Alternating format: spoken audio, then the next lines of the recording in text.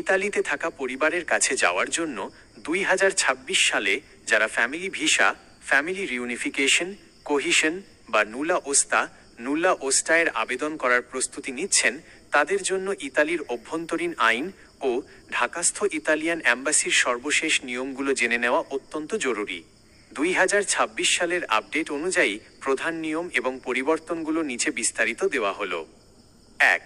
স্পন্সরের জন্য 2 বছরের বৈধ রেসিডেন্সির নতুন নিয়ম। ইতালির ইমিগ্রেশন আইনের article 28 of the consolidated immigration act নতুন সংশোধন অনুযায়ী ইতালিতে থাকা স্পন্সর যিনি বাংলাদেশ থেকে তার পরিবারকে নিতে চান, চাইলেই এখন আর প্রথম বছরেই ফ্যামিলি ভিসার আবেদন করতে পারবেন না। নন ইইউ নাগরিকদের ক্ষেত্রে ফ্যামিলি ভিসার মূল প্রক্রিয়া শুরু করার সময় স্পন্সরের ইতালিতে ন্যূনতম 2 বছরের বৈধ রেসিডেন্সি পারমিট পেরমেসো ডি সোজিওর্নো থাকার প্রমাণ দেখাতে হবে। ব্যতিক্রম, এই নিয়মটি অ্যাকম্পানিং ফ্যামিলি মেম্বার যেমন ডিজিটাল নোমাড বা উচ্চ দক্ষতা সম্পন্ন কর্মী যারা শুরুতেই পরিবার সহ ইতালিতে প্রবেশ করেন এবং নির্দিষ্ট কিছু বিশেষ ক্যাটাগরির ক্ষেত্রে প্রযোজ্য হবে না। 2. বাৎসরিক আয়ের আইএনপিএস সোশ্যাল অ্যালাওয়েন্স নতুন হিসাব।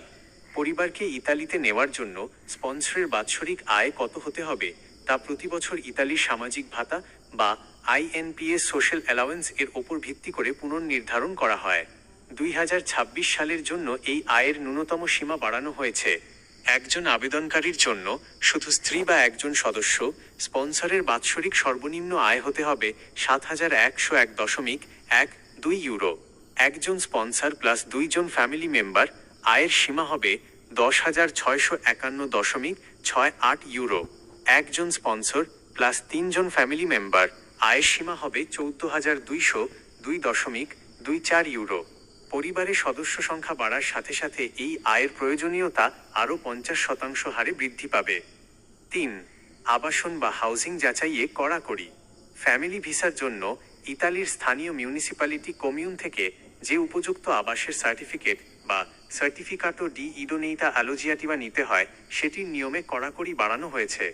নতুন ডিক্রি ডিএল 145/2024 অনুযায়ী মিউনিসিপ্যালিটি এখন ঘরের আয়তন, স্কয়ার মিটার এবং স্বাস্থ্যসম্মত পরিবেশ অত্যন্ত নিখুঁতভাবে পরীক্ষা করবে। এর ফলে এই সার্টিফিকেটটি হাতে পেতে আগের চেয়ে কিছুটা বেশি সময় লাগতে পারে।